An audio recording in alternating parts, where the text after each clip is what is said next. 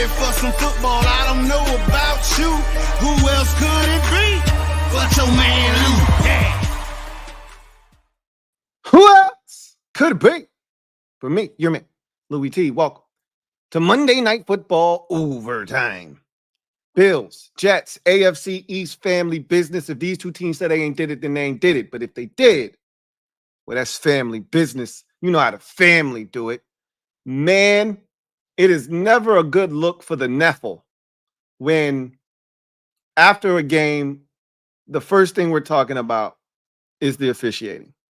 But this is the third time this season on national television that we've either seen a really bad call or just a flat out horribly officiated game. Now, nothing's going to change based off of this, and as long as you have officials that are humans, and I always advocate for human officials, I'm not a robot official guy, you're going to have human error. But this was ridiculous. At some point, look, you could throw a flag on every play, man.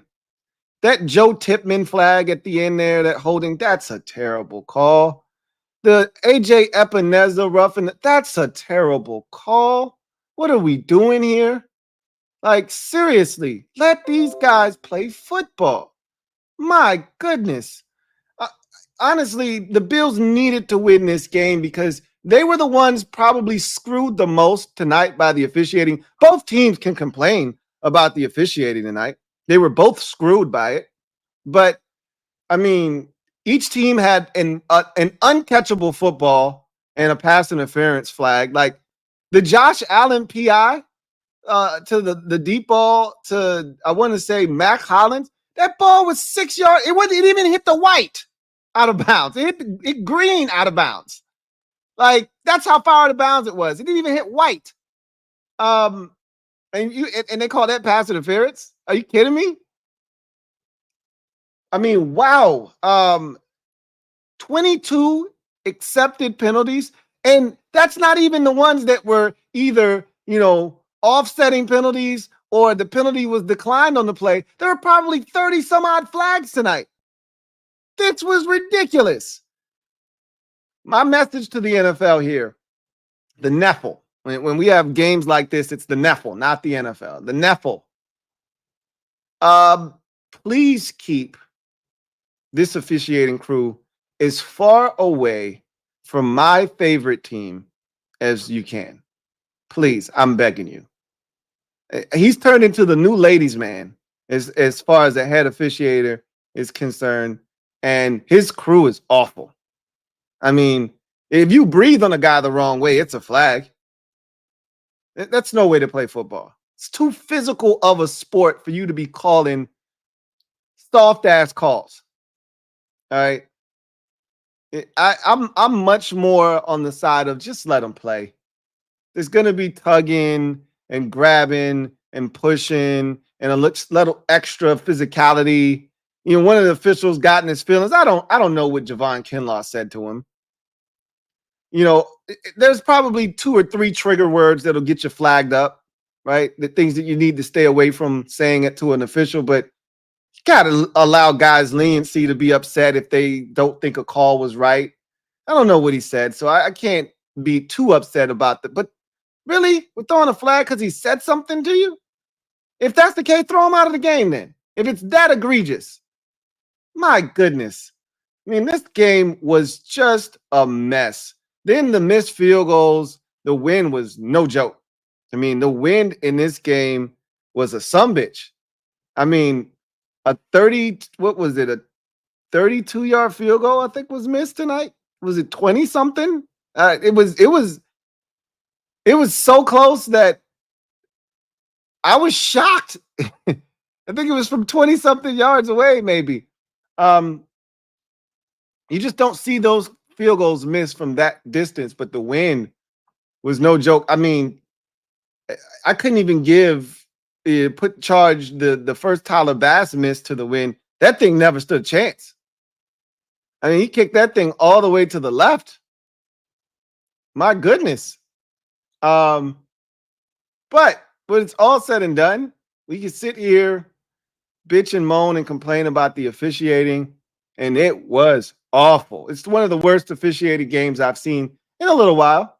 You know, um, I'm pretty sure other teams have horror stories, but normally those horror stories are reserved for 4:05 on a Sunday, 1:05 on a Sunday. You know, in obscurity, only those two markets are watching the game, and so everyone doesn't see it. When you put this kind of product on a national stage, this is disgusting.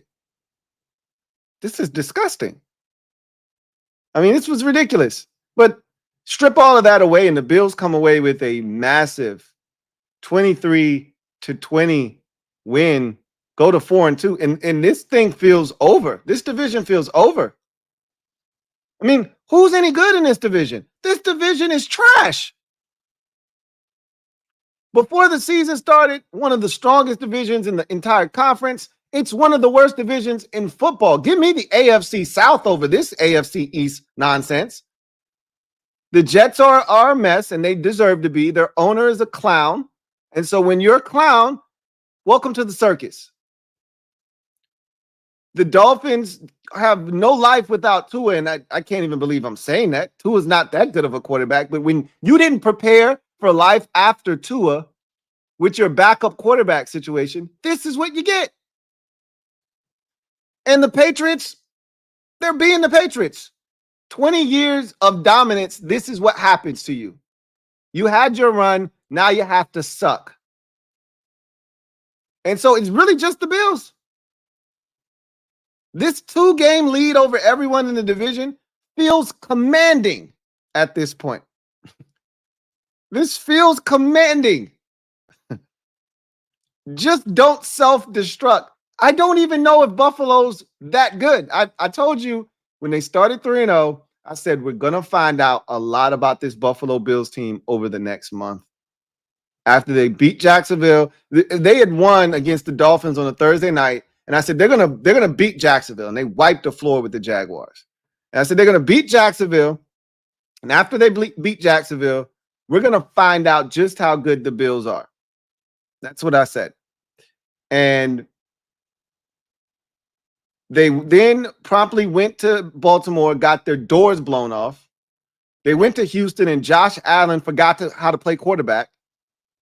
And then they easily could have and probably should have lost tonight. Although I actually think they probably should have won if the officials didn't step in and make some erroneous calls. That I still can't get over the AJ Ebenezer roughing it. What is he supposed to do? I mean, seriously, there are a couple of really bad calls that kept Jets drives alive that led to points. And honestly speaking, I think part of the reason why the football gods intervened and made sure that the Bills won this game is because the Bills were really railroaded by some poor calls that altered this game. I mean, they could have really got away and maybe won this game by 2 scores if not for that AJ Ebenezer. They were up by 7 at that point, if I'm not mistaken, and they were going to get the ball back. They just scored, and they had all the momentum. So that was a terrible call, and it altered the trajectory of the game. The Hail Mary was crazy. I mean, that in itself changed the game, right? Great. That was the one call that the official made that was worth a damn tonight. You know, overruling the other official and saying, no, that was a catch because it was. Generally speaking, and this is from my experience, I've had that same thing happen to me as a fan where you're up 17-10, and then a Hail Mary is completed right before the half. That happened to us against the Saints back in 2021, I believe. Generally, you don't recover from that. That's a death blow, especially on the road. We were at home. I can't even imagine, no less, being on the road. The good thing was you were up 10, you weren't up 7. We were only up 7, so that tied the game. I think it was 14-7 in our game, and that made it 14-14. But we never recovered from that shit. Yeah, that's hard. That's a death blow. But you were able to overcome that Hail Mary and hold on and win this game. That's a big win. despite all the nonsense that went on in this game, the missed kicks, the Hail Mary, all of the flags, and the buffoonery by the Zebras. This was a massive win because, like I said, I don't see the Jets coming to Buffalo whenever that next time is, because they're the only team that has a pulse. Everybody else in that division is dead. I mean, the Dolphins aren't coming back to life. It doesn't feel like. The Patriots were never in this thing to begin with. And this Jets team, as I mentioned, it's a clown show. You know, they're a circus. Woody Johnson is one of the worst owners in football, and he sent this season spiraling into a tizzy with a very impulsive decision to fire Robert Saleh 5 weeks into a season in which you're going into a game where you're playing for first place in the division. It makes absolutely no sense. So I don't care how bad of a coach you thought he was. That's not how you conduct business. You know, clearly the players didn't feel that way. It's one thing if the players are like, yo, we can't play for this dude, and you see the energy and players are quitting. Okay, I get doing something. That wasn't the energy. You chose the quarterback over the head coach, and this is the end result. This is what you get. Then I actually thought Todd Downing did a really good job tonight. But let's start with the Bills. I don't know if I'm going to continue down this road, and I feel like I'm almost like a broken record at this point. So I don't even know if I really need to keep saying this over and over again. I don't know if they have enough. I feel like every week, and you know what was great about tonight was the run game was so effective that it took pressure. Josh Allen only had 25 attempts. He only had 25 attempts, and he had completed 19 of them. He was really good, but how many times did he avoid a sack, extend a play, and make something happen? Like, I feel like every single time he drops back, if he doesn't get it out of his hands quickly to a tight end or a running back, then he's going to have to create something off schedule and be Superman. And we all know shit can go really bad when Josh Allen decides to pull out the cape. He almost fumbled in the red zone tonight. No, not almost. He did fumble. It just got recovered by the Bills. Like, he can be dangerous for both teams when he decides to pull out his do-it-yourself kit.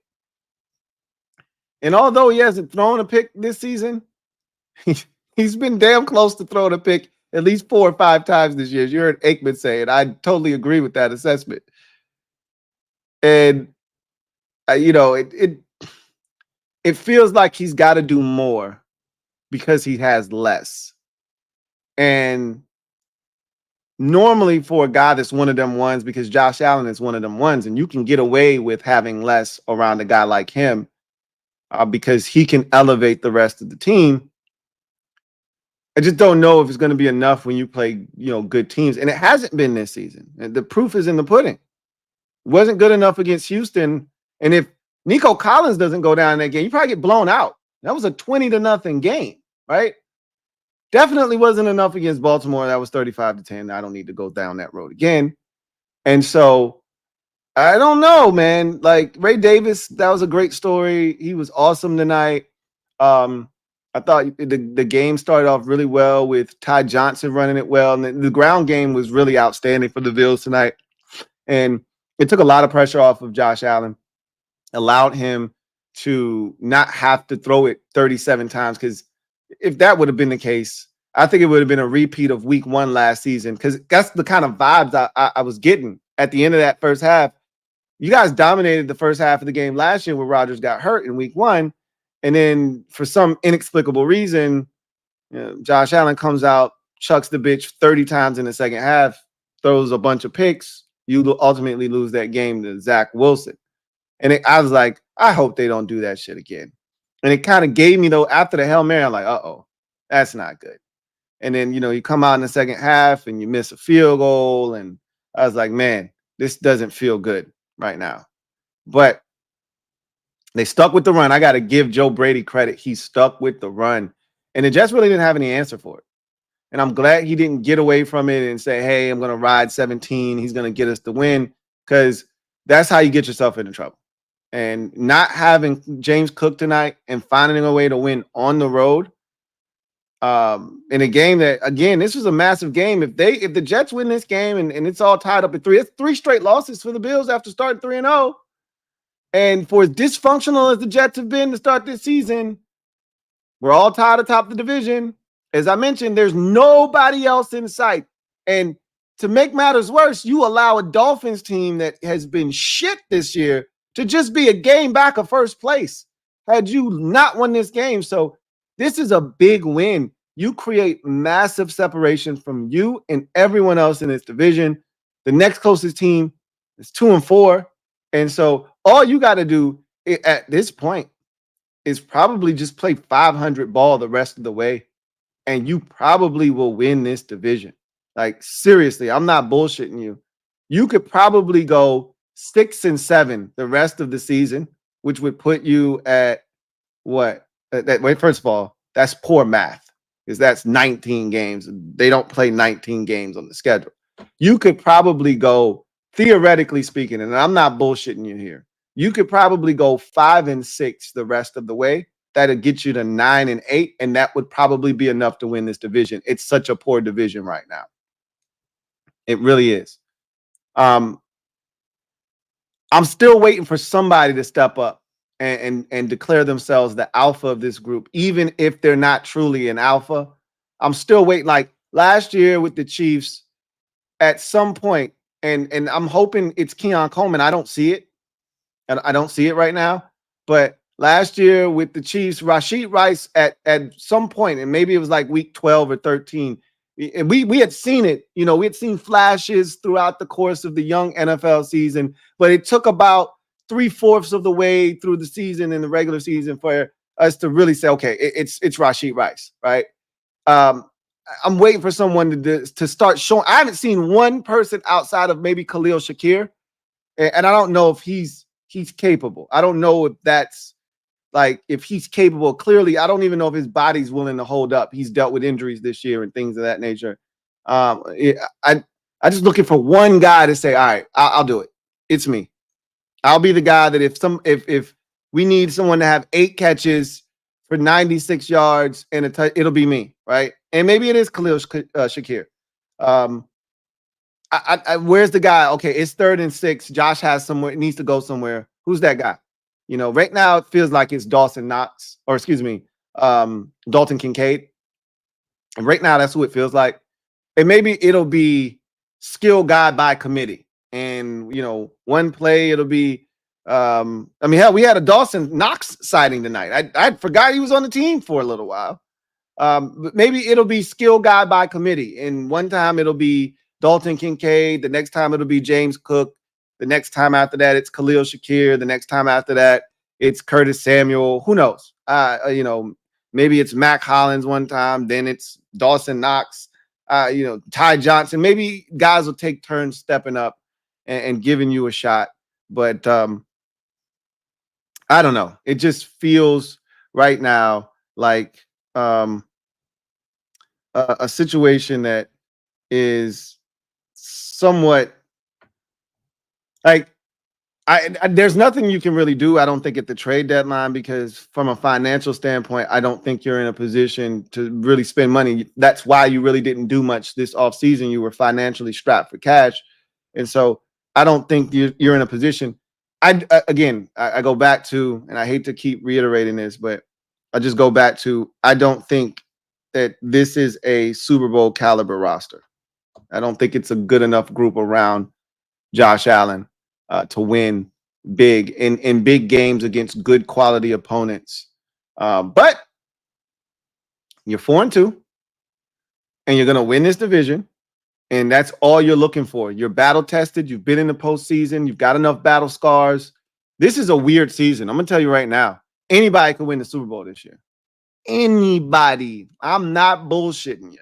Anybody can get in the tournament. Now, it's a lot harder on your side of the bracket if you're the Bills, because you're going to probably have to deal with Lamar. You're going to have to deal with Patrick Mahomes like that. You can't slip up and win some shit out there. You're going to have to deal with the big boys on your side of the bracket, and it won't be easy. But there's no way the Chiefs are three-peating with the way they're banged up right now. Somebody's going to get them, all right?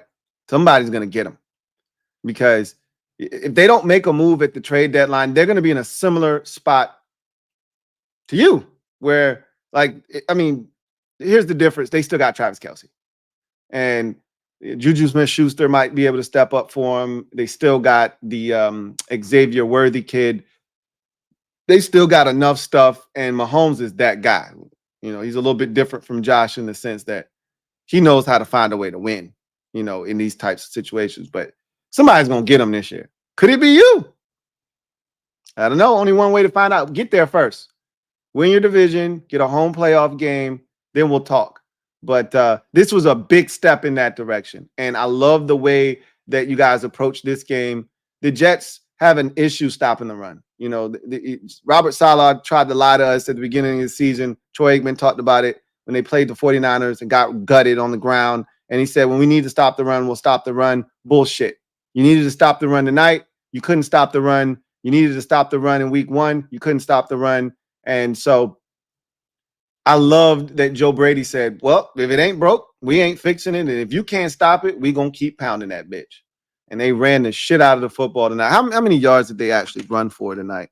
Speaking of which, 149 yards tonight on the ground, 20 carries, 97 yards for Ray Davis. Ty Johnson, I thought he started off quick. I wonder if he got banged up or something because we really didn't see him a lot. I thought he started this game extremely fast. 4 carries, 34 yards. I mean, that's not almost, it's 8.5 yards a pop. I mean, he was killing it. But this is what I always go back to when I talk Buffalo is this receiving group. You know, Ray Davis leads the team in yards receiving in this game with 55, and he had a 42-yard catch on a Josh Allen. And this is what I'm talking about. The need for Josh Allen to have to extend, make things happen because there's just not enough talent around him. He's got to make something happen. There's not guys separating. You see it on these third downs, right? These 3rd and 6s. You know, they bring a little bit of pressure. They heat him up. He's got to get rid of it. And there's no separation. Curtis Samuel had a little under, you know, a little shallow cross. No separation, right? And you're seeing that. And they had an all-out pressure in the red zone. And Mac Hollins is running, you know, almost like a little seam. It's like a little over route. No separation, right? Like, this is the issue. Like, there's no immediate wins with anybody because you don't have that guy like you used to with Stephon Diggs where you could just say, hey, my guy's going to win. And I know he's going to win. And maybe that guy will end up being Keon Coleman. Maybe that guy will be Khalil Shakir. And it has been Khalil Shakir for the most part when he's healthy. But got it done, man. That's a big win for Buffalo, man. And that's been a house of horrors to the Jets in the Meadowlands. That's been a rough place for the Bills over the years. Josh Allen in particular struggled there. They showed the graphic of the most turnovers against one team. He's really had some issues and some struggles with the Jets, specifically at MetLife in the Meadowlands, and to go in there and win this game in the fashion that they did. It's a big win. They're 4-2. And let's look at their schedule. I think things are going to calm down here shortly. That was the stretch that they needed to get through. I think there's one more. No, that was the last one. It was Ravens, Texans, Jets. And they got through it. Like, at this point now, you got the Titans. You're going to win that game. You got the Seahawks. Theoretically, you should win that game. Dolphins, again, don't know what the status of Tua will be by then. At this point, I don't even care. Don't think the Dolphins are going to resurrect themselves from the dead. Colts after that. Then you get the Chiefs, 49ers. So, yeah, it ramps back up in this little stretch here in November, where I would consider the Colts on the road a tough game. Colts, Chiefs, Niners, Rams, Lions. That little stretch there, there's a bye sandwiched in between all of those games. So that's a good situation for you there. But that'll be the other tough stretch. You should have the division locked up by then, though, because this division stinks. As long as you take care of the division, you don't have, you know, any stupid letdown at Foxborough like you did last year. You don't do anything dumb. You know, you already took care of Miami, didn't have that letdown this year, beat the brakes off of them. You should sweep the division and win this thing comfortably this year. This was the game, right? Because the Jets were the biggest threat. And it felt like, at least for tonight, that you terminated the only threat in the division with this win. That was big. No matter how it looked, No matter what the struggles were, no matter that you had to play the officials, both teams really were competing against the officials, but felt like you terminated the only threat in the division tonight with this win. Because I can't see them coming to Buffalo whenever it is, and think they come to Buffalo. They come to Buffalo all the way at the end of December, on the 29th of December. There ain't no way they win in that game. If you need it, you might not even need that game. That's some week 17 action. You might not need that game. The division might already be locked up by it. So if you need it, you're gonna get it. So love the moxie of the Bills tonight to find a way to get it done. Again, wasn't the cleanest of victories, but again, I always say this: ain't no style points up here in this league, right? This ain't college. There aren't voters. It's just wins and losses, and you got it done tonight. So big win for the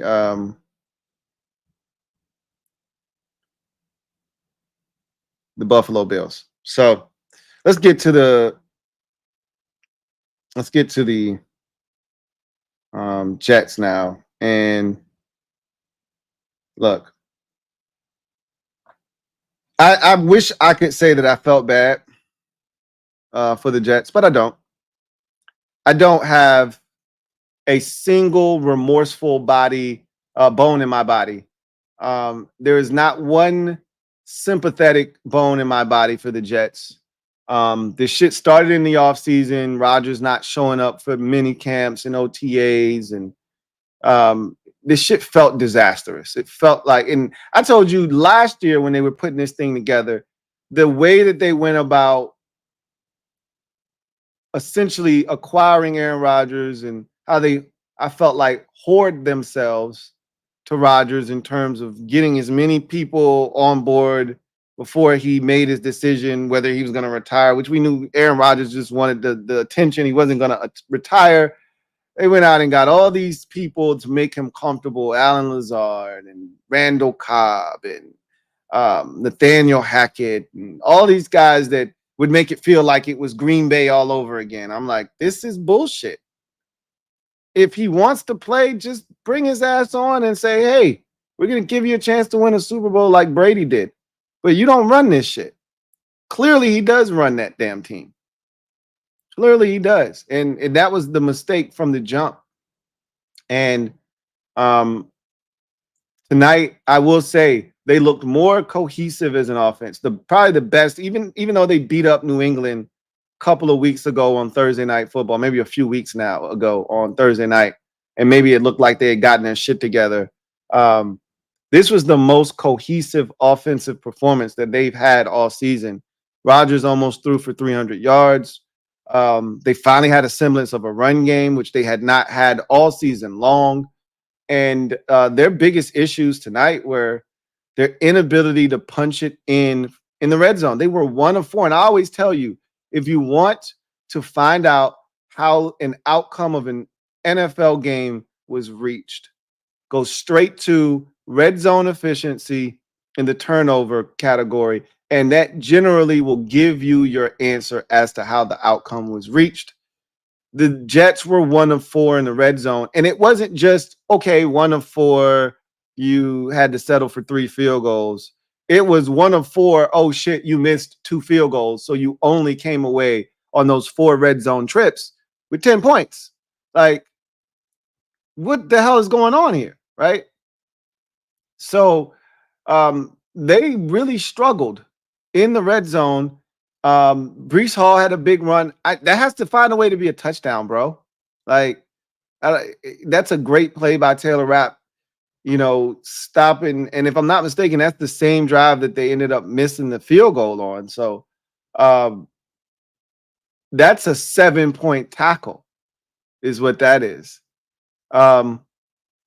They had their opportunities. Mike Williams slips on a deep ball. That's a underthrown ball by Rodgers.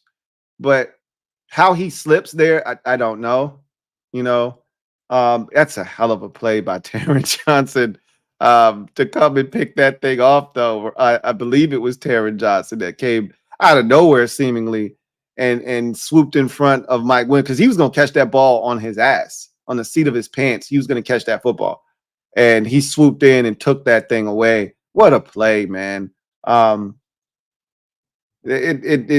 made some big plays that hit over the middle on the tight end. Was huge. And the tackle, as I just mentioned, some guys stepped up. The offensive line, man, Tyron Smith is washed. That man is washed. That man is cooked. Stick a fork in his ass. He's done. He was getting beat like a drum.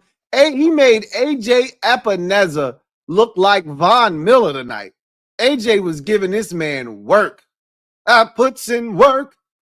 And then to top it off, that Breece Hall toss on that final Jets drive, that shit looked like it had 72-yard touchdown out of the gate, all written all over it. And this man whiffs on a corner. You are supposed to devour corners in situations like that.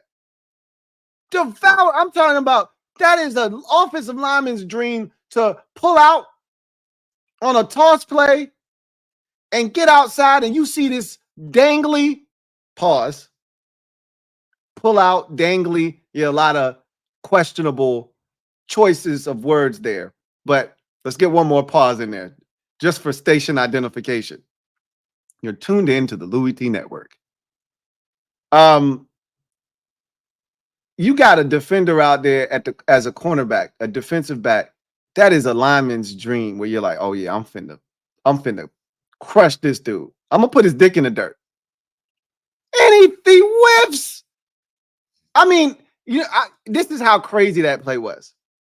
I'm looking up the field because I know this shit is already set up. That first wave of defenders, they're taken care of. There's a seal here, and he's going to crush this corner out here. And I'm already looking up the field to see if there's another defender to stop him from getting up the sideline because I'm like, this shit might go. And then he gets tackled, and I think me and the cameraman both got surprised because the camera had to pan back a bit. My eyes had to go from up the field to pan back. Like, wait, what happened? Did he slip and fall? Did he trip over his own feet? No. What a play by Rasul Douglas to make the tackle. But what the hell is Tyron Smith's uncoordinated, raggedy ass doing 3-4 yards up the field on the ground? He didn't touch anybody. He just whiffed. Man, is he old. Him and Morgan Moses. They both feel old as dirt, right? That line is washed. They went out and got all these old farts and, well, just really at the tackle positions. And in a quest to try to, fortify the offensive line, and it ain't working out. It ain't working out. But they did have the success tonight of running the football. Excuse me. And if they're going to get back into this divisional race, they're going to make something of this season. They're going to need the ground game because Aaron Rodgers, he's old and the body don't bounce back like it used to. He's already limping around. We in week 6. He's already limping around with a knee and an ankle injury. And he got his ass toe up tonight. I mean, they was hitting his ass. I mean, that first sack that he took from AJ Epineza, not the second one that should have been a sack, but the first one, man, Rodgers got up and he probably had, whiplash. He probably was like, yo, I don't want to go in the tent, but my shit got shook up a bit. My eggs got scrambled. He put a little cheese on my eggs because he scrambled the hell out of them bitches. His shit was shaking around in there. No doubt about it on that one. He got rocked. And, even stating all of that,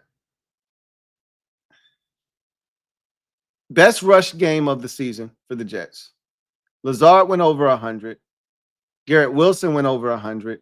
Rodgers was approaching 300. And that's something to build off of. The defense wasn't good. And, I was going to crucify And look, I don't like picking on interim head coaches. Jeff Albrecht didn't ask for this. This wasn't his idea of what he was going to be doing 6 weeks into the season. He's not turning down the opportunity to be a interim head coach. He might not have ever gotten an opportunity to be a head guy, so he's going to try to make the most of this. But look, you're in that seat. You decided I'm still going to call defensive plays. That takes away from your ability to manage the overall game. And I'm sitting there like, bro, you got 12 on the field. You got a 300-pounder trying to run off the field. You have to call timeout. You cannot give away 5 yards. And it's not just the 5 yards. Now Josh Allen knows he has a free play. I'm going to take a shot, which he did. And they got pass interference on the play as well. That's a double whammy that you could have avoided if you would have I had 3 timeouts. But I had to take it back because not calling that timeout kept them with 1 timeout. That 1 timeout led to a big gain, set up the timeout and the Hail Mary. And so I gotta shut up. I can't complain and bitch about it. It worked out in their benefit, but it's never a good look if you are a interim coach and you still desire to call, whatever side of the ball you're on. It's too much. You're in over your head. And clearly, you could tell he was kind of pacing the sidelines and a lot of shit was happening. And he really wasn't aware of a lot of shit that was going on. But luckily enough for him, it's a lot easier to manage the sidelines now than ever before because this replay assistant shit where they just jump in and they stop you from having to challenge shit and they're helping you out. Oh, don't worry about it. That's not a fumble. Right? Like if you're an interim head coach, this is the best time to be an interim head coach because they're buzzing shit down and they're fixing shit before you even have a chance to look at it. Like there's only so many things you have to worry about now. Challenging plays is one of them. When to call a timeout is another one. But I thought that Rodgers fumble was a fumble. Like I thought the Bills really got hosed in this game. I really did. And that's why I think the football gods circled back around and said, okay, we get it. Well, look, relax. We got it. We'll take care of it. Okay. And they made sure that they won this game 23-20 because there was a lot of ass clownery going on in this game by the officiating crew. I mean, John Perry, who used to work for ESPN, who used to be a head official in the NFL, is now working for the Bills. And he told Sean McDermott, no, bro, that's a fumble. And they had already buzzed down and said, no, it was ruled a fumble. We changed it, so you can't challenge it. And John Perry's like, no, bitch, that's a fumble. You saw him in the booth, like going through the motion, like, no, bro, that's a fumble. And this new guy that they have in there for ESPN, he stinks, right? He is so basic. Get him the hell out of there. Get him the hell out of there. But anyway, I digress. Bills get the win. That's the most important thing. They're 4-2, and all signs point to them winning this division. All signs point to them winning this division. Let's get to Inside the Odds, powered by BetUS. And then we'll come back on the other side, and we'll talk about what you guys want to talk about. Inside the Odds.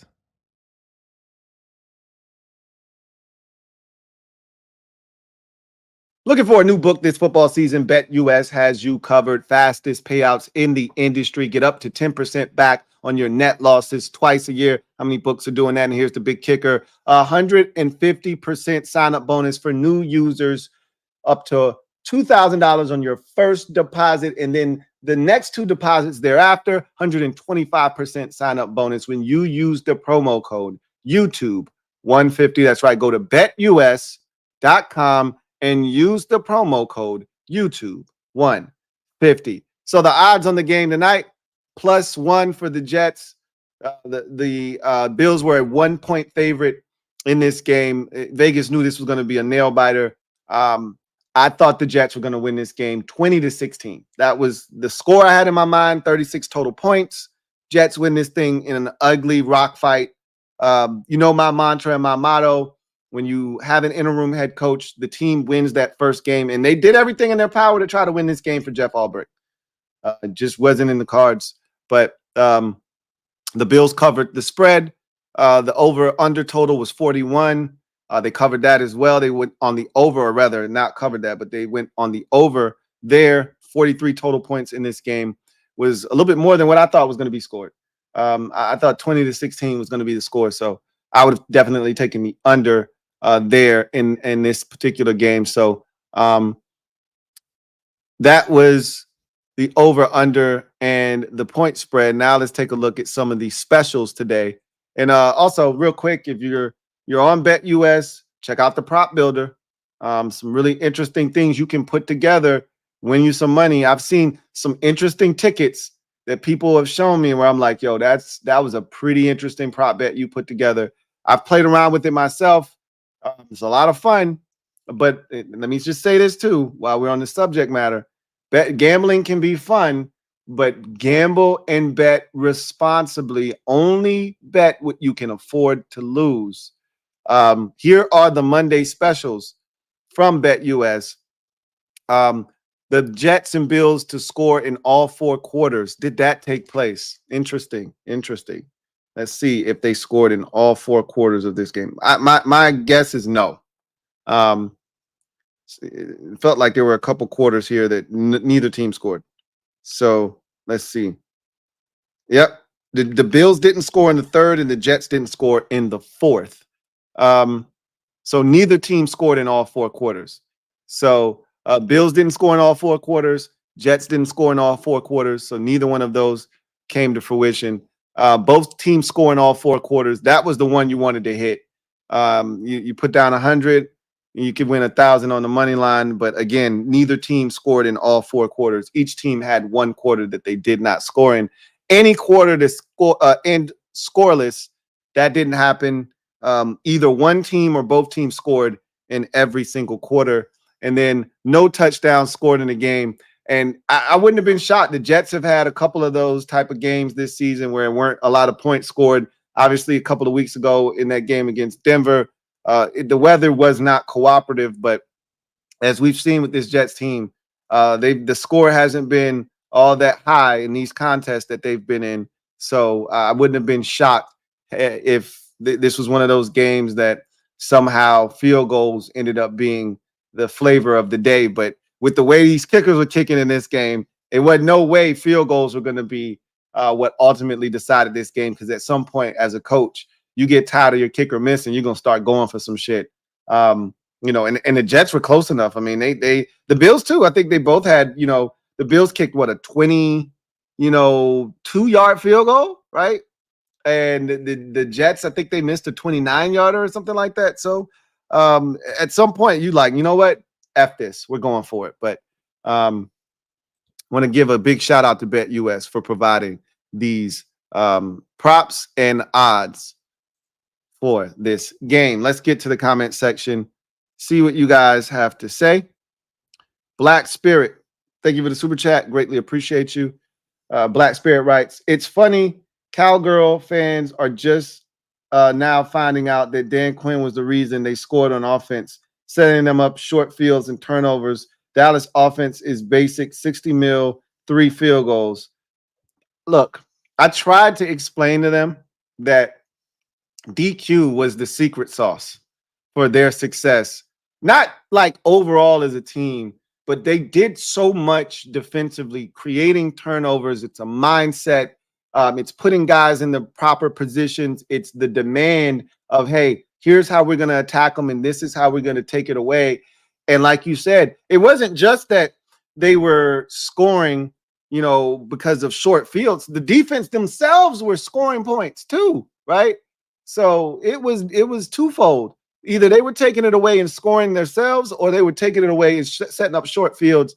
Dallas had so many opportunities because of that defense. And for them to turn their back on DQ, and look, he was leaving anyway. It's not like, they pushed him out the door and they didn't want him anymore. But so many Cowboys fans were so disrespectful when he was on his way out because of the Green Bay game. They were so emotional. I'm like, you wouldn't have even been there if it wasn't for him. What are you talking about? for you to be that disrespectful. You so ungrateful they were. They'd won, I think it was like 15 straight home games. They were 8-0 at home last year.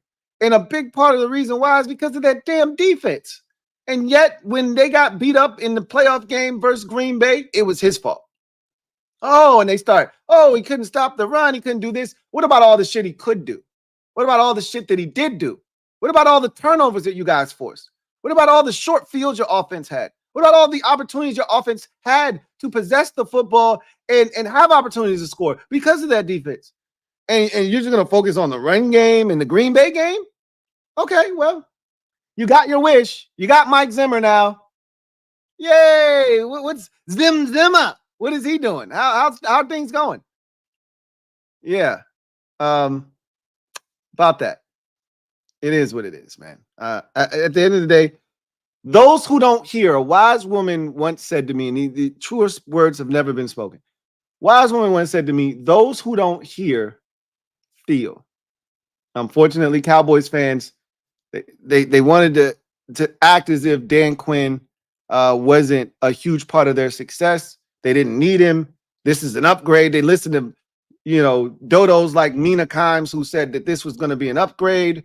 Cool. All right. Well, how's that working out for you? Great. Glad you enjoy it. Rush is variety. Thank you for the super chat. Greatly appreciate you. Thank you for being a member of the MOBB, who writes, thought our game was rough. Then the refs said, nah. I mean, it doesn't get much worse than this, man. I mean, this was a shit show, an absolute travesty.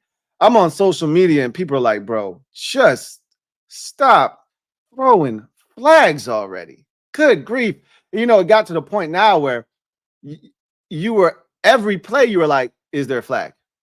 You're waiting for Joe Buck to say, and of course, there's a flag on the play. Because every play, there was a flag, especially late. Like, give me a break. It's almost like they had a quota. Like, is this the end of the month? Do you have a certain quota that you have to reach of flags that need to be thrown for you to reach that quota? Because this felt like overkill. It was ridiculous.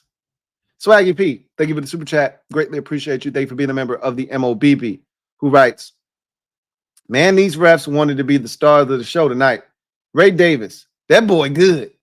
I also think I went undefeated in my winners and losers picks this week.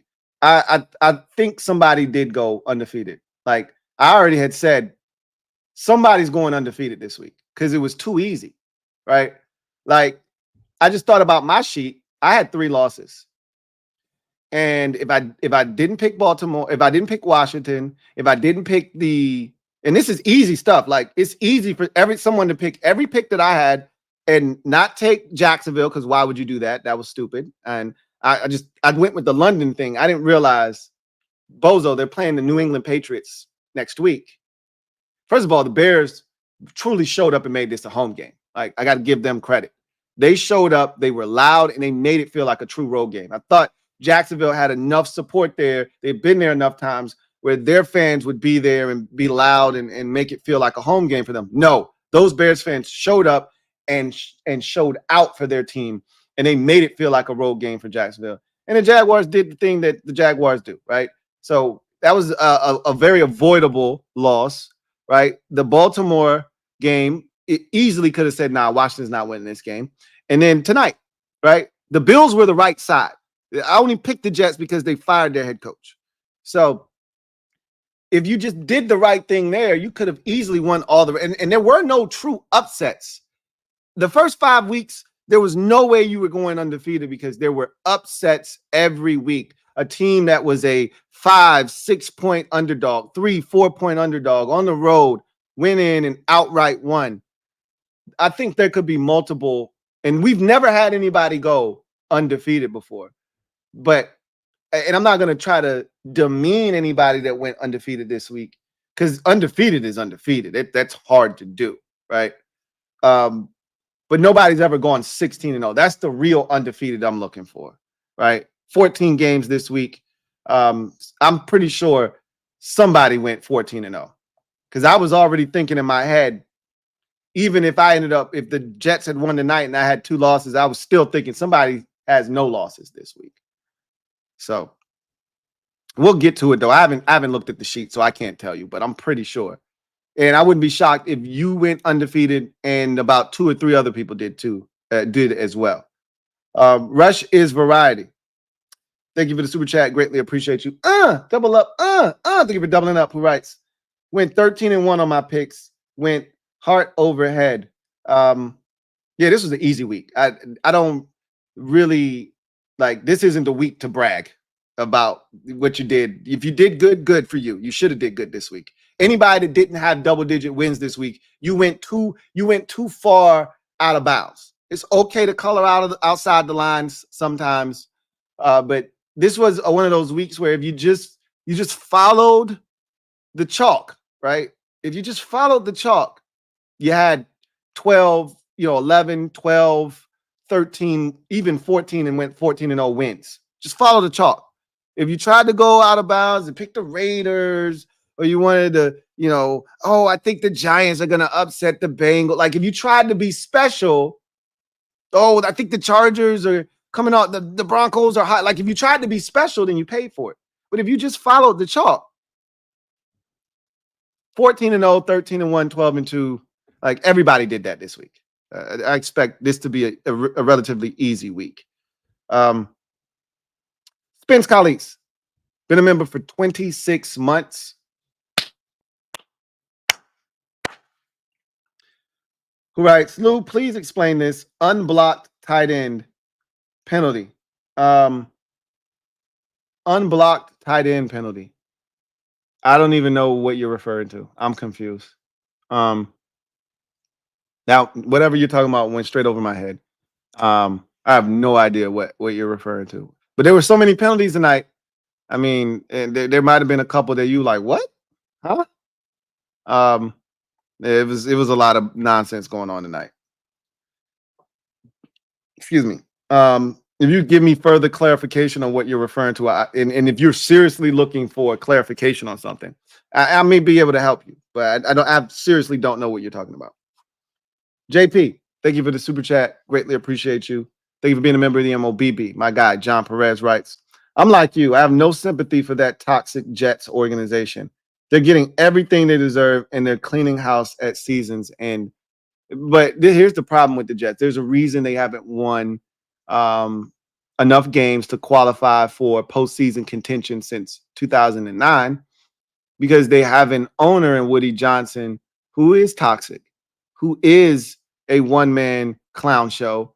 And when you have that kind of ownership at the top, and I can attest to this as a fan of an organization that was drugged down by its ownership for 25 years, you can't win when you got that kind of incompetence all the way at the top.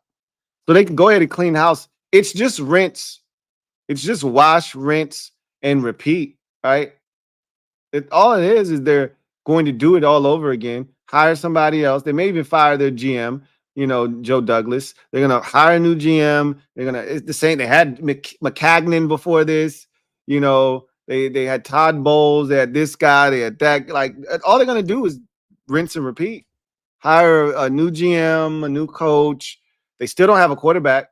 Aaron Rodgers might hang it up after this. He's going to get his ass whooped this year behind this offensive line, it feels like. And if they don't win, he might be like, you know what? I'm over this shit. I'm done. And you still don't have a quarterback. That's the worst part about this, is that Rodgers, if he's healthy, he's not going to allow you to lose enough games to be in a position to draft a quarterback next year. You're going to win 7, 8, maybe even 9 games this year, right? That's going to put you at, the 14th, 15th, 16th, 17th pick. So you can't get a quarterback, not one that's worth a damn at least, or not one of the top ones you would think. I'm starting to look at this group of quarterbacks, and I'm like, this isn't a great quarterback draft class. This isn't the year to need a quarterback. This past year's draft was the year to need a quarterback in the draft.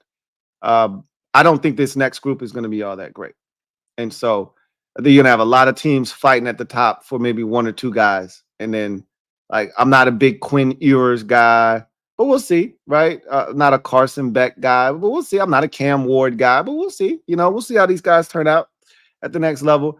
And Shador, I think he's too self-centered. I think he's too full of himself. Like, I don't want that guy being the face of my franchise and the guy that I'm looking to for leadership. He's spoiled.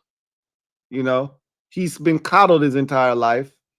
He's had money his entire life, and it's a lot like,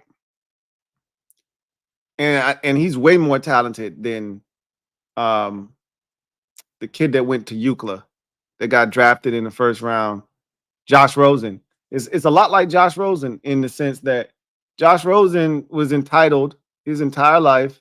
His parents were doctors or whatever. He didn't need football necessarily, but he wanted to play. And it's 10 times worse now with NIL. So, his dad had money. So he had money his entire life. He's driving around in all these fancy cars, this, that, and the third. He's got commercials. He's had commercials for 3-4 years now with his dad. Like, he's talking shit to people on social media. He's talking about ex-teammates. Like, he seems real douchey. I don't know him, but he seems like a douchebag, right? And this is the guy that's supposed to be the face of your franchise? This is the guy that's supposed to be a great leader for you? I just don't buy it. So this isn't the year to need a quarterback. And if you're the Jets, you're probably going to need a quarterback. But Rodgers might be back for one more year. We'll see. Who knows? But I too, like you, don't have any sympathy for them. Not my problem. Lang Hughes, thank you for the super chat. Greatly appreciate you. Lang Hughes writes, AR looks like a 40-year-old Hall of Fame quarterback. Flashes, but isn't him. I think there's a lot of things fundamentally wrong, and it's not just him. Like, the AR that we know is still in there, but he can't move like he once could. So that's the part where you talk about he looks 40. And they're not giving him a ton of time.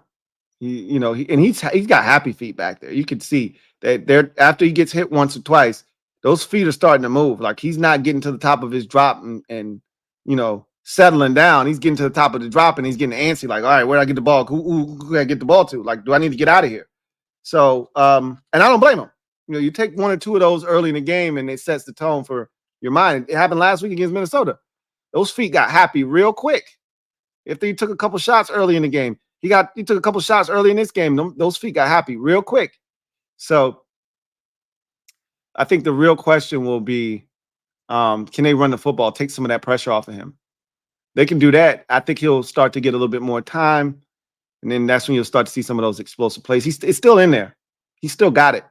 But it's hard to do what you need to do when you get, like, the thing that the Buccaneers did in front of Brady was they invested in that offensive line. I mean, they weren't effing around. They spent draft picks. They traded up to get Tristan Wirfs. Like, they drafted guys. They went out in free agency. Like, they didn't play any games. They fortified that line before Brady even took a snap in Tampa Bay. And so he had time to do what he needed to do. And that's not the case with the Jets, clearly. So.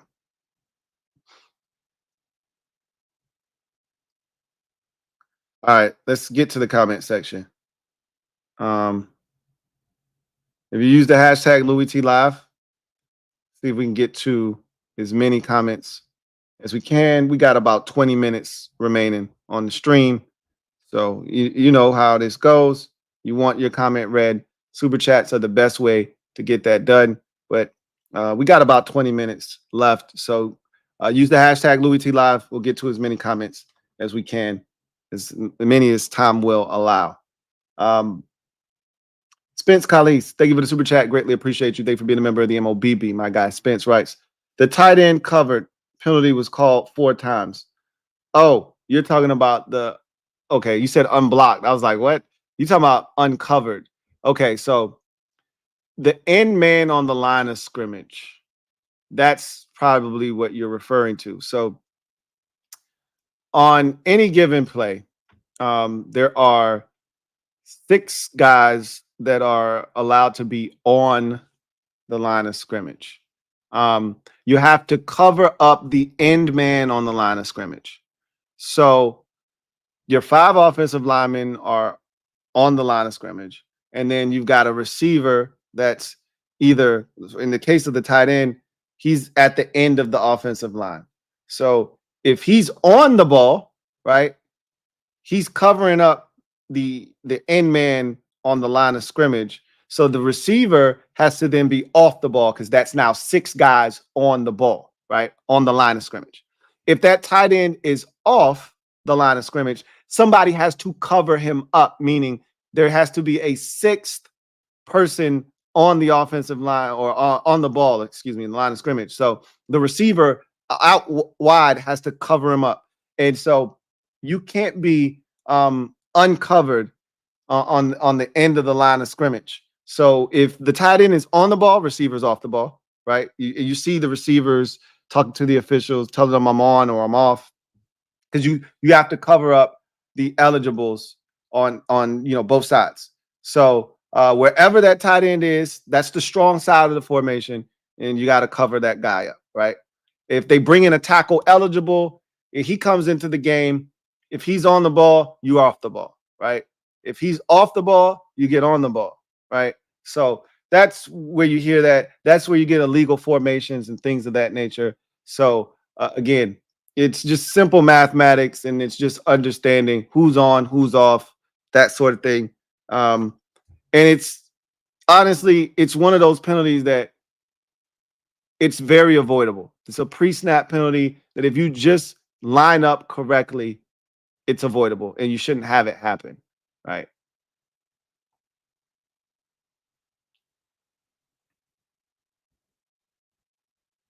All right. John Wynn says, my Seahawks versus your Washington Commanders is the 2025 wild card preview. No, because your Seahawks aren't making the playoffs. So sorry, not sorry.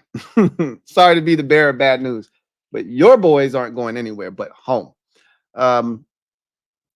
Samuel Sarambrito says, the spirit of Cody Parker was alive and well tonight, man. It was a lot of foolishness going on with the field goal kicking department tonight. But I also have to say that the win was very active tonight. And their sideline reporter talked about that. The win, I think it was actually Joe Buck said he had talked to Greg Zuerlein before the game. And he said, just when I thought I had figured out this stadium, this shit happens. And anytime you got one of those stadiums where it's a windy night and you just don't know how the ball's gonna, go once you kick it in the air, that's tough, man. I felt for the kickers tonight because they had no clue where that football was going once they kicked it. And you try to overcompensate this way, and then shit blows the other way, or it doesn't blow at all. And so, yeah, it was rough. Samuel writes, the U.S. really waited 253, I'm assuming, years to get revenge for the Boston Massacre by sending the Jags and Pats to London. Oh, man. Yo, if not for Drake May, I was not getting out of my bed at 9:30 to watch this bullshit on Sunday. I have zero interest in this game outside of Drake May. And that is the only reason that I am going to get up and watch that game on Sunday, or else I would that's one of those ones you just check the score. Like, all right, bet.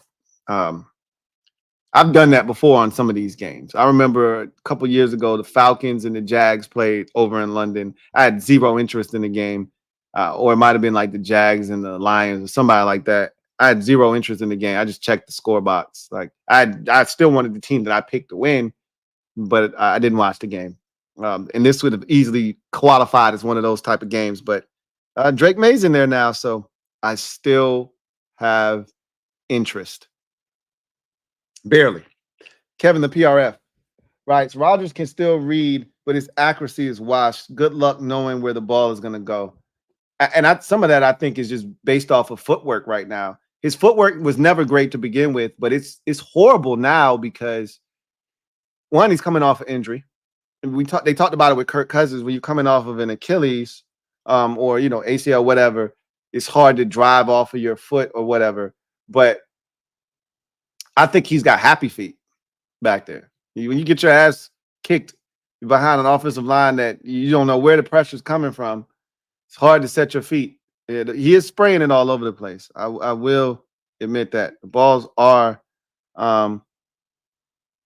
definitely going like that pass he threw to Garrett Wilson that they threw the flag on, pass interference, that last one. That shit was like 8 feet over Garrett Wilson's head. Like, that shit was it was uncatchable. And Garrett can get up, and he jumped as high as he could. And yes, the defender was kind of yanking him down. I still don't think, even if that defender wasn't yanking him down, he wasn't going to touch that football. It was so high. So, and Rodgers, he doing some real reckless shit too now. Like, he tried to get Garrett Wilson broken in half in the end zone. You see how long it took Garrett Wilson to get up? I said, oh shit, Aaron, you getting dudes out here decapitated, man. He got his tight end lit up over the middle of the football field late in the game. I'm like, yo, Aaron is out here throwing YOLO hospital balls, man. I'm like, you got to watch this dude now. He like, yo, I'm at the end. I don't really give a shit. It's whatever, right? I'm not playing for 12 years. I'm trying to get it done now. So you gotta be careful when you're dealing with dudes who on the way out,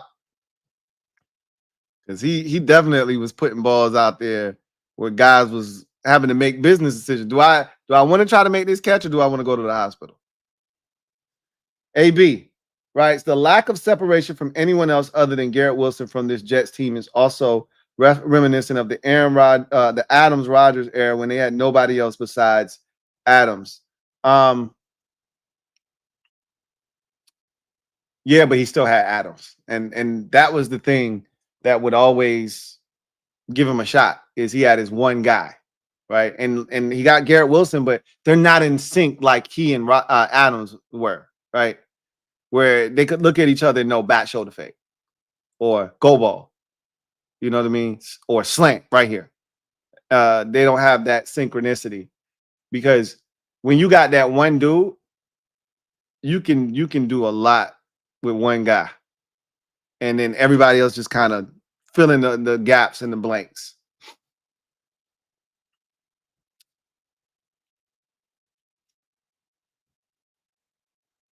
Let's see. Metaphor writes, Jets stunk, shot themselves in Aaron's foot. TD called back, 2 missed field goals, and that Rupp had some huge plays on defense. Yeah. Look, at the end of the day, the right team won this game. I don't think there's any doubt about that. Thought the officials screwed Buffalo more than they did the Jets. They screwed both teams. Don't get it twisted. But I think the Bills had the biggest gripe. And was all said and done, both teams made mistakes. Both teams missed kicks.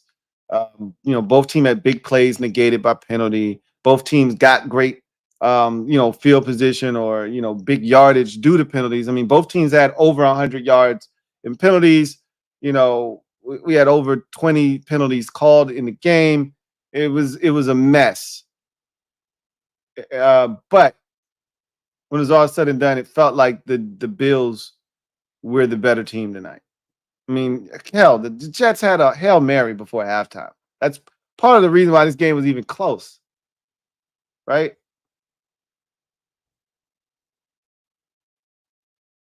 Homicell Brown says, late joining, that was my son who dapped Terry up after the TD. He knows how much artwork he has in our stadium. Oh, that's dope, man. That's what's up. That's what's up.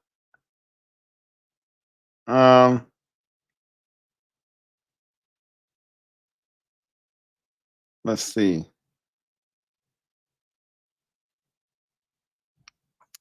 Niners fan writes, Lou, you literally say anybody can win the Super Bowl every season. I don't say that every season. Last year was the first year it felt like, hey, this shit is up for grabs. That was the first year. It didn't feel like an alpha last year. And it was up for grabs. And the problem was nobody knew how to exterminate Mahomes and the Chiefs. That was Mahomes' worst season offensively, and it wasn't close. Their offense was not good last year. It was not good. Their defense was excellent. And that was, I said it. I said this is the year that if there's ever a year for the Bills and the Ravens to win the Super Bowl, this is it. And I knew who was going to do it. It was going to be Burrow. If Burrow would have stayed healthy, he's the one guy that knows how to beat Mahomes. All the rest of these dudes are shell shocked. They see Mahomes in the postseason, they don't know what the hell to do.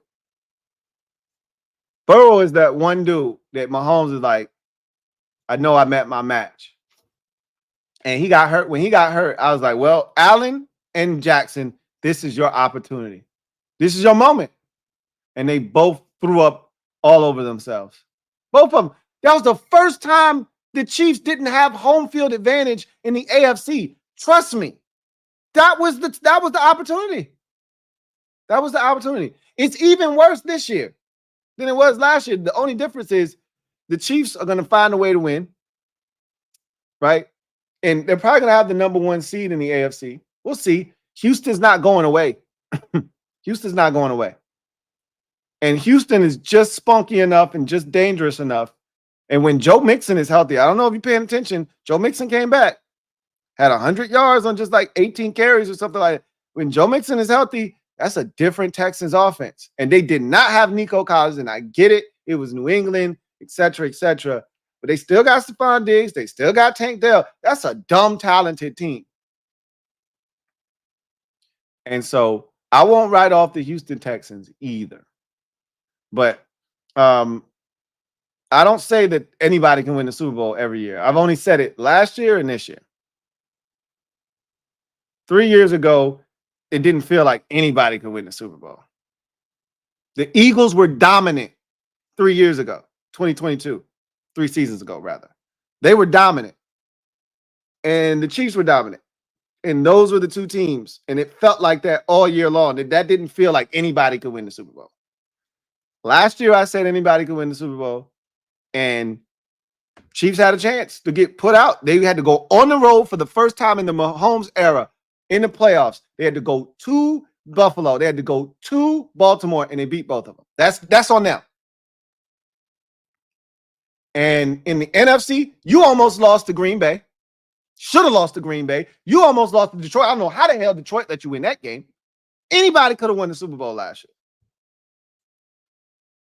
I'm saying it again this year because I truly believe that. Anybody come out of the NFC and AFC, until somebody beats Mahomes, it's the Chiefs, but I see them going down this year. But till it happens,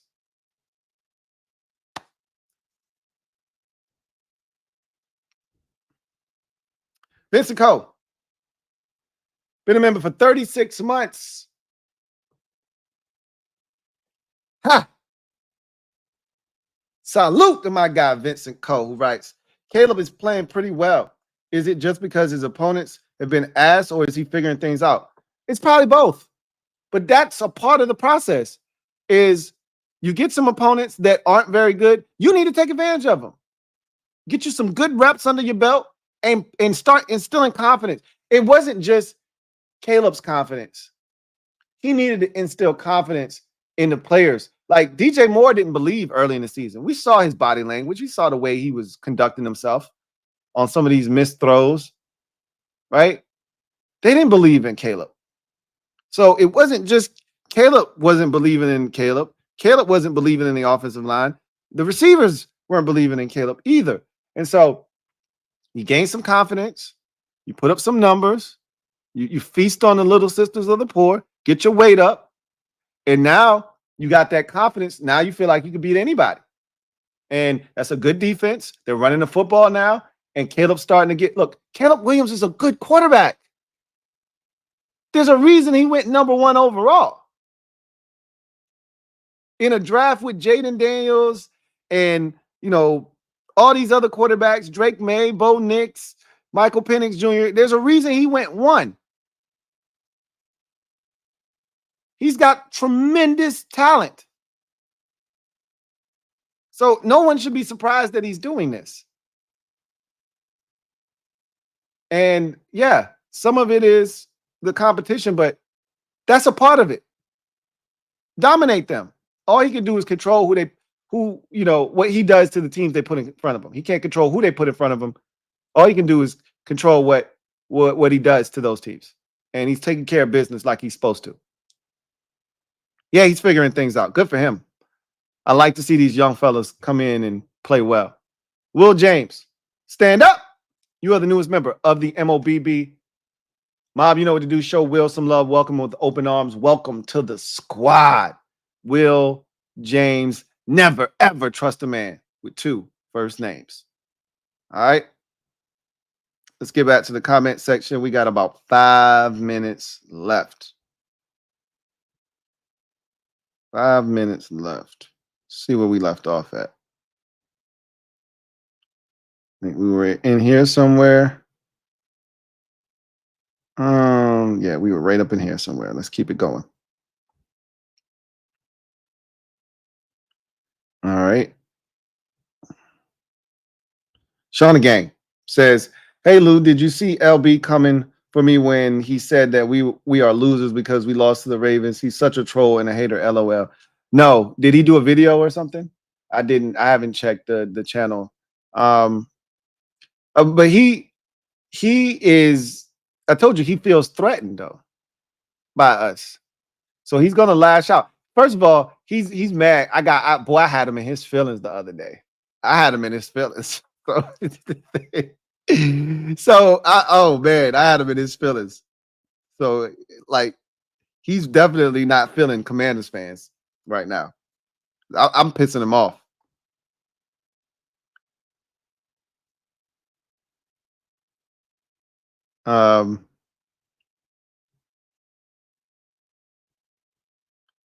Let's see. Comasel Brown says, "Who do you think would give us more problems next week, Dalton or the kid? None should, but what says you?" Oh, Dalton for sure. Like I wish they would put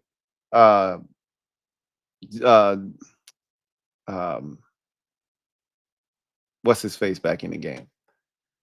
They can't run a coherent NFL offense with him right now. Like he needs time. Clearly, it's too much for him right now. Andy Dalton gives them the best chance to win. They couldn't even put together a drive, let alone a consistent drive, let alone an entire game of looking competent. I wish they would put him in a game, but they're not. It's going to be Andy Dalton for a little while. So they officially out of it, and there's nothing that can be gained by playing Andy Dalton. Like they're 1-4, and they're heading towards that right now as we speak. Everyone knows they're one of the worst teams in football. They knew that, but I think Panthers fans are pissed off because I think they started him the first 2 weeks of the season, and they felt like they could have won one or both of those games. So by waiting until week 3, it put them in this position that they're kind of in right now instead of having a shot. And that was all mismanagement on their part because nothing said that they had to start him. I thought it was really curious when they didn't play him in the preseason. Like you were telling us that he wasn't ready and you didn't want to show us that he was not playing well. So you hit him, made up all kinds of excuses. We got injuries on the offensive line and the weather's not good. Like every excuse in the book to not play him in the preseason when this man needs as many reps as he can get, live reps. Don't matter if it's against somebody's 3s, 4s, or 5s. He needs to be out there. And they could have easily just came to the table and said, you know what? We having a quarterback competition. Got a new head coach in here. And I'm gonna let these two battle it out. And if he's the better of the two quarterbacks, he'll start. If he's not, he'll sit behind Andy. He'll learn, and he'll be better because of it, right? Andy's a great veteran quarterback. He's played a lot of football in this league, and he can mentor. What the hell is his damn name? Bryce Young. He can mentor Bryce Young. And that's how I thought they should have handled it. They didn't have to give the keys to this kid right out of the gate because he played last year. Nah, new coach. Say, hey, I'm gonna have a quarterback competition. You know, if Bryce Young wins this thing, he'll start week 1. If not, we're gonna go with Andy. They didn't do that, and we'll see what happens. But we're getting Andy Dalton. That's for sure. Anyway, I digress. Let me give a quick shout out to BetUS for sponsoring this stream. Once again, head to betus.com and use the promo code YouTube150. Bills get it done. What a crazy, crazy game it was tonight. It had everything. It had penalties. It had missed field goals. It had a Hail Mary. It had turnovers. It had back and forth. You name it, we saw it in this game. But when it was all said and done, the dust settled and the smoke cleared in this big-time AFC East Family Business showdown. The Buffalo Bills got it done, 23-20, get to 4-2, snap their 2-game losing streak, and it really creates separation between them and the rest of the division. And it feels almost insurmountable, albeit a 2-game lead only 6 weeks into the season. It feels like much, much more.